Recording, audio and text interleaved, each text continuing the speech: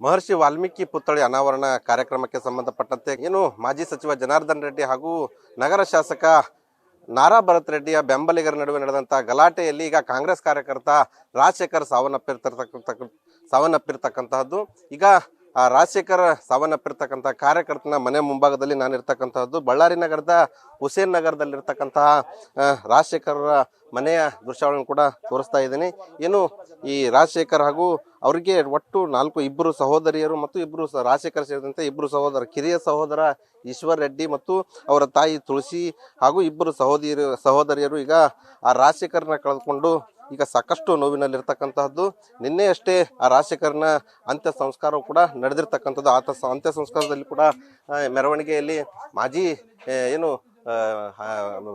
ಬಳ್ಳಾರಿಯ ನಗರ ಶಾಸಕರಂತ ಭರತ್ ರೆಡ್ಡಿ ಆಗಿರ್ಬೋದು ಮತ್ತು ಕಂಪ್ಲಿಯ ಶಾಸಕರಾಗಿರ್ತಕ್ಕಂಥ ಗಣೇಶ್ ಅವರು ಕೂಡ ಭಾಗಿಯಾಗಿದ್ರು. ಎಲ್ಲೋ ಒಂದ್ ಕಡೆಗೆ ರಾಜಕೀಯ ಸಂಘರ್ಷದಿಂದಾಗಿ ಈ ಒಂದು ಗಲಾಟೆಯಲ್ಲಿ ಈಗ ಈ ಬಡ ಕಾರ್ಯಕರ್ತನ ಏನು ಇದಾನೆ ಆತ ಬಲಿಯಾಗಿರೋದು ಈಗ ಸಾಕಷ್ಟು ಚರ್ಚೆಗೆ ಗ್ರಾಸ ಆಗಿರ್ತಕ್ಕಂಥದ್ದು.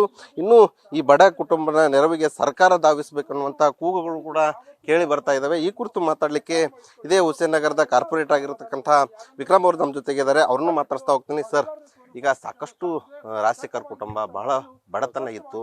ಕೇವಲ ಒಂದು ಡಬ್ಬ ಅಂಗಡಿಗಳನ್ನ ಇಟ್ಕೊಂಡು ಅವರು ಕುಟುಂಬವನ್ನು ನಿರ್ವಹಣೆ ಮಾಡ್ತಾ ಇದ್ರು. ಈಗ ಆ ಕುಟುಂಬಕ್ಕೆ ಯಾವ ರೀತಿಯಾಗಿ ಪರಿಹಾರ ಕೊಡ್ಬೇಕನ್ನುವಂತ ಕೂಗು ಕೇಳಿ ಬರ್ತಾ ಇದೆ. ನೀವೇನು ಒತ್ತಾಯ ಮಾಡ್ತೀರಿ ಸರ್? ಇವ್ರ ಫ್ಯಾಮ್ಲಿಯಲ್ಲಿ ಸತತವಾಗಿ 3 ಸಾವಾಗಿದೆ ಸರ್. ಫಸ್ಟ್ ಇವ್ರ ತಂದೆಯವ್ರು ತೀರ್ಕೊಂಡೋದ್ರು, ಆಮೇಲೆ ಅವ್ರ ಅಕ್ಕನ ಗಂಡ ಅವರು ಕೊರೋನಾದಲ್ಲಿ ಅವರು ತೀರ್ಕೊಂಡೋದ್ರು. ಮತ್ತೆ ಈ ಹುಡುಗ ದುಡಿಯೋ ಹುಡುಗ, ಇವನ ಮೇಲೆ ಎಲ್ಲ ಜವಾಬ್ದಾರಿ ಇತ್ತು. ಈ ಹುಡುಗ ತೀರ್ಕೊಂಡು ಹೋದ. ಅದಕ್ಕೆ ಇವ್ರ ತಮ್ಮ ಒಬ್ರಿದ್ದಾರೆ ಸರ್, ಮತ್ತೆ ಅವ್ರ ಅಕ್ಕ ಅವರಿಬ್ಬರಿದ್ದಾರೆ. ಅವರಿಬ್ಬರಿಗೆ ಒಂದು ಒಳ್ಳೆ ಜಾಬ್ ಕೊಡಿಸ್ಬೇಕು ನಮ್ಮ ಸರ್ಕಾರದಲ್ಲಿ ಅಂತ ನಾನು ಇವ್ರ ಪರವಾಗಿ ನಿಂತು ಅದೇ ರೀತಿ ನಮ್ಮ ನಾಯಕರು ಕೂಡ ಎಲ್ಲ ಮಾತು ಕೊಟ್ಟಿದ್ದಾರೆ ಸರ್. ನಿನ್ನೆ ನಮ್ಮ ನಾಗೇಂದ್ರಣ್ಣವರು, ಭರತ್ ರೆಡ್ಡಿ ಅವರು, ಗಣೇಶ್ ಅಣ್ಣವರು ಮತ್ತು ಈಗ ಜಮೀರ್ ಅಹ್ಮದ್ ಅವರು ಕೂಡ ಬರ್ತಿದ್ದಾರೆ. ನಾಸೀರ್ ಅಣ್ಣವರು ಕೂಡ ಎಲ್ಲರೂ ಹೇಳಿದ್ದಾರೆ ಸರ್. ಇವ್ರ ಪರವಾಗಿ ನಿಂತು ಅವ್ರನ್ನೆಲ್ಲ ಕೇಳಿ ಇವ್ರಿಗೆಲ್ಲ ನ್ಯಾಯ ಸಿಗುವವರೆಗೆ ನಾನು ಇವ್ರ ಜೊತೆ ಇರ್ತೀನಿ ಸರ್. ಈಗ ರಾಜಶೇಖರ್ ಅವರು ತಮ್ಮ ಜೊತೆ ಒಡನಾಟ ಹೊಂದಿದ್ರು ಸರ್. ನನ್ನ ಜೊತೆ ಎಲ್ಲ ಚೆನ್ನಾಗಿದ್ದರು ಸರ್. ನಾನು ಎಲೆಕ್ಷನಲ್ಲಿ ಇವರು ಇದಕ್ಕೆ ಮುಂಚೆ ಎಲ್ಲ BJPಯಲ್ಲಿ ಇದ್ದರು. ಇಲ್ಲ, ನಾನು ಕಾರ್ಪೊರೇಷನ್ ನಿಂತಾಗಿ ಇವರೆಲ್ಲ ನನ್ನ ಕಡೆ ಬಂದರು ಸರ್. ಅದಕ್ಕೆ ನಾನು ಅವ್ರಿಗೆ ಭಾಳ ಋಣ ಆಗಿದ್ದೀನಿ. ನಾನು ಅವ್ನಿಗೆ ಆಗಬಾರ್ದಿತ್ತು, ಇದಾಗಿದೆ.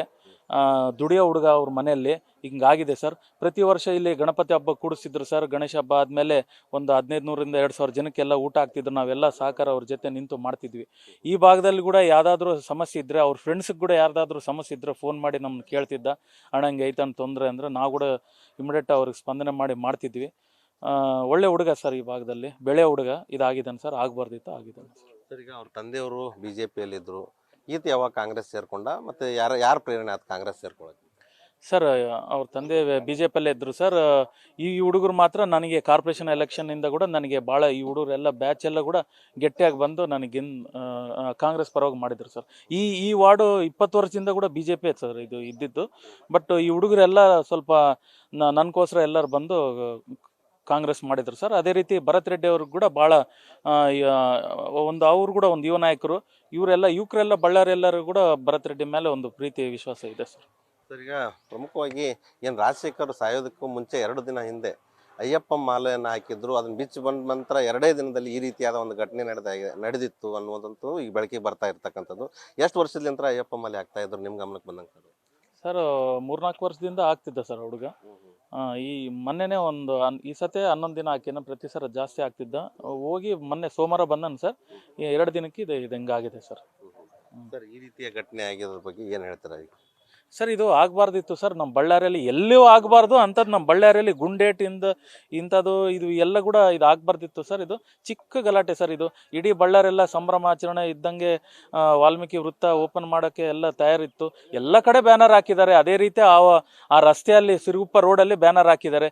ಆ ಸಣ್ಣ ಬ್ಯಾನರ್ ವಿಚಾರಕ್ಕೆ ಇವತ್ತು ಒಂದು ಜೀವ ಹೋಯಿತು ಸರ್. ಅದು ಹೋಗ್ಬಾರ್ದಿತ್ತು. ಅದು ಭಾಳ ದುಃಖ ಸರ್. ಅದು ಇಂಥದ್ದು ಎಲ್ಲಿ ಸರ್? ನಾಳೆ ಯಾರು ನಮ್ಮ ಬಳ್ಳಾರಿ ಅಂದ್ರೇ ಒಂಥರ ಭಯದ ವಾತಾವರಣ ನೋಡ್ತಾರೆ ಸರ್. ಅದು ಒಂದು ದುಃಖ ಸರ್. ಇದಿಷ್ಟು ಹುಸೇನ್ ನಗರದ ಕಾರ್ಪೊರೇಟರ್ ಅವರು ಹೇಳ್ತಾ ಇರ್ತಕ್ಕಂಥದ್ದು. ಏನು ರಾಜಶೇಖರ್ನನ್ನು ಕಳೆದುಕೊಂಡು ಈಗ ಆ ಕುಟುಂಬ ಸಾಕಷ್ಟು ಸಂಕಷ್ಟಕ್ಕೆ ಎದುರಾಗಿದೆ. ಆದ್ದರಿಂದ ಸರ್ಕಾರ ಮತ್ತು ಕಾಂಗ್ರೆಸ್ ಪಕ್ಷ ಅವ್ರಿಗೆ ಏನು ನೆರವು ನೀಡಬೇಕು ಆ ನೆರವು ನೀಡುವವರೆಗೂ ಕೂಡ ನಾವು ಅವ್ರ ಜೊತೆಗೆ ಇರ್ತೀವಿ ಅನ್ನುವಂಥ ಮಾತನ್ನು ಕೂಡ ಹೇಳ್ತಾ ಇರ್ತಕ್ಕಂತಹದ್ದು. ಕ್ಯಾಮ್ರಾಮನ್ ಕಾರ್ತಿಕ್ ಜೊತೆ ಶಿವಾನಂದ ಸಳಿ, ನ್ಯೂಸ್ ಫಸ್ಟ್, ಬಳ್ಳಾರಿ.